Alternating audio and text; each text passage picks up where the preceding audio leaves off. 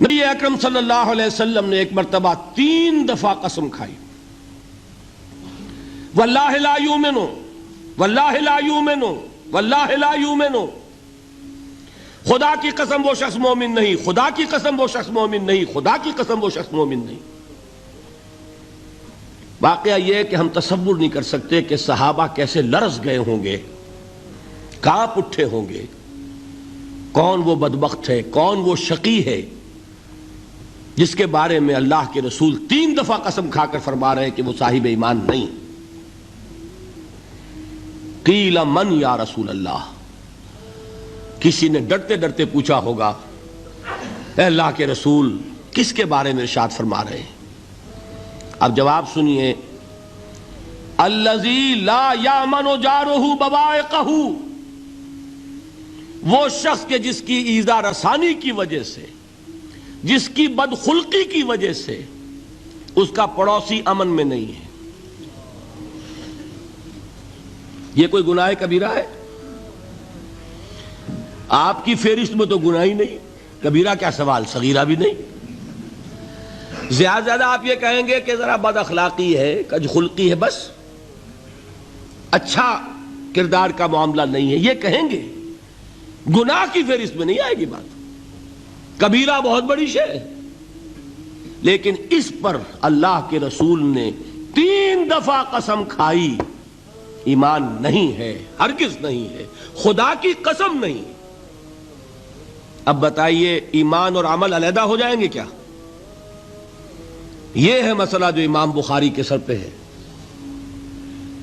اور سنیے، فرمایا حضرت انس ابن مالک نے، یہ روایت جو میں نے آپ کو ابھی سنائی ہے یہ کوئی ایسی ویسی روایت نہیں ہے، متفق علیہ ہے، بخاری اور مسلم دونوں میں موجود، اس سے اونچا درجہ روایت کا ہے ہی نہیں۔ راوی کون؟ ابو ہریرہ رضی اللہ تعالی، ان کی والدہ لے کر حاضر ہو گئیں، یہ بچہ حضور آپ کی خدمت میں رہے گا، آپ کی خدمت کرے گا، آپ کے پاس رہے گا، ٹھیک ہے۔ وہ حضور کے خادم خاص ہیں، جیسے ذاتی کوئی ہوتا ہے معاملات میں مدد کرنے والا، خدمت کرنے والا، وہ ہیں انس ابن مالک۔ چونکہ ان کا تعارف ہو گیا ہے رضی اللہ تعالیٰ عنہ، تو ایک بات پہلے اور سنا دوں،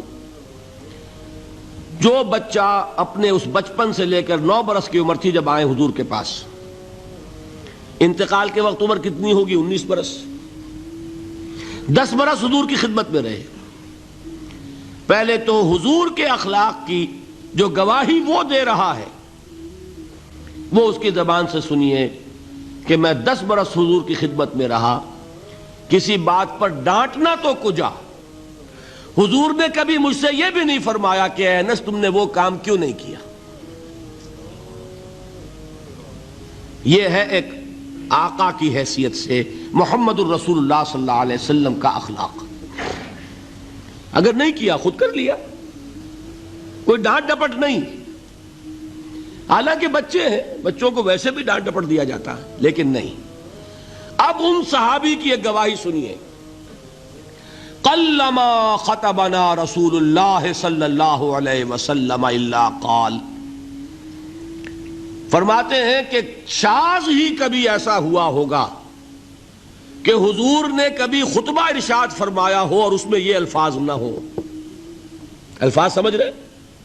جب بھی خطبہ دیتے تھے آپ یہ الفاظ ضرور فرماتے تھے، شاذ کبھی رہ جائے تو رہ جائے، قلما خطبنا رسول اللہ صلی اللہ علیہ وسلم الا قال، کیا فرمایا؟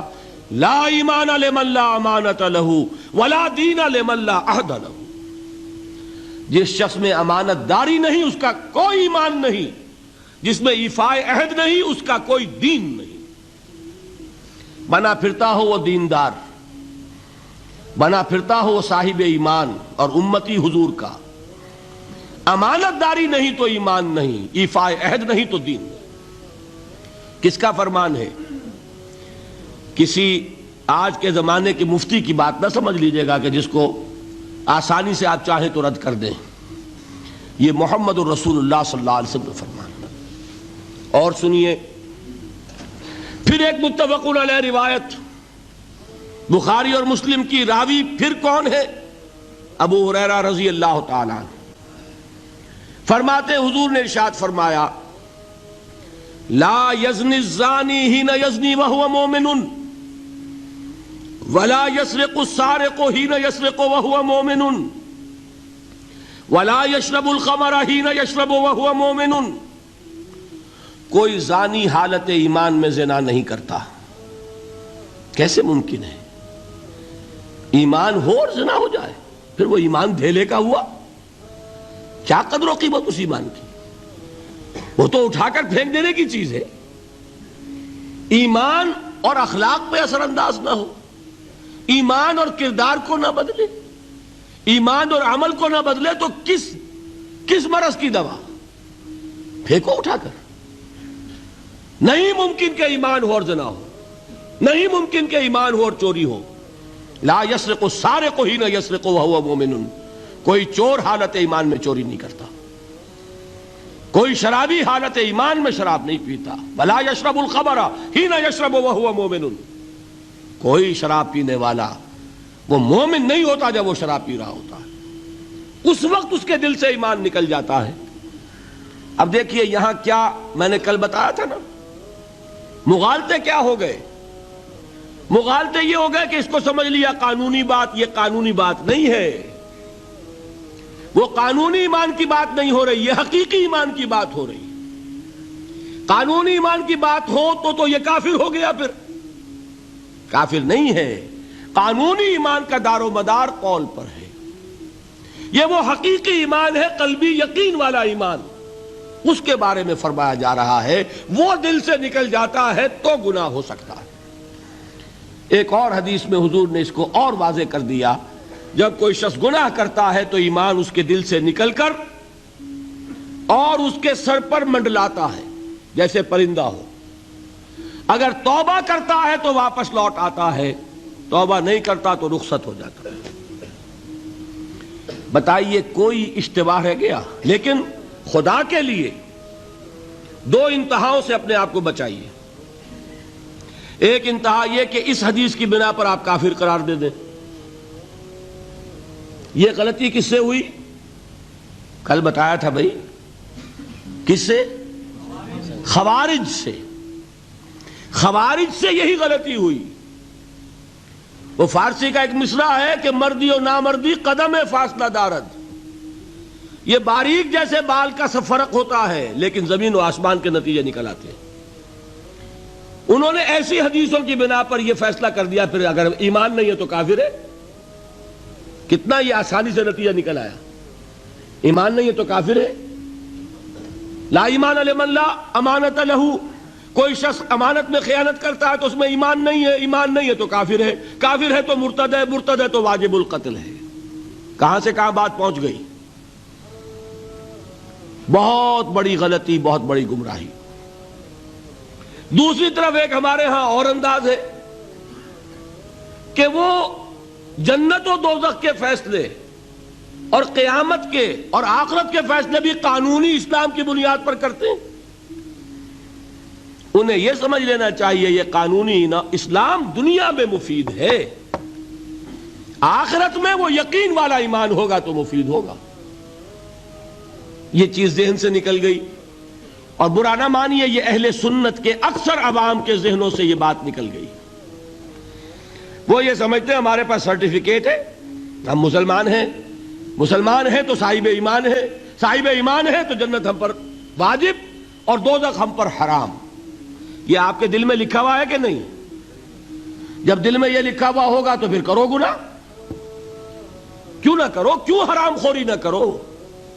کیوں رشوتیں نہ لو؟ کیوں بددیانتی نہ کرو؟ جبکہ دوزخ تو آپ پر حرام ہے ہی ہے، آپ کو کوئی چیز نقصان پہنچا ہی نہیں سکتی. یہ مرجیہ کا عقیدہ تھا اصل میں.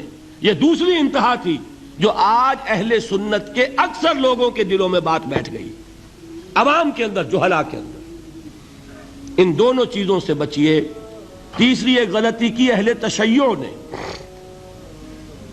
انہوں نے کیا غلطی کی؟ ایمان اور اسلام کے فیصلے دنیا میں کرنے لگ گئے. فلاں مومن تھے، باقی سب مسلم ہی تھے اور باقی سب منافق ہی تھے. یہ فیصلہ کرنے کا کسی کو اختیار نہیں.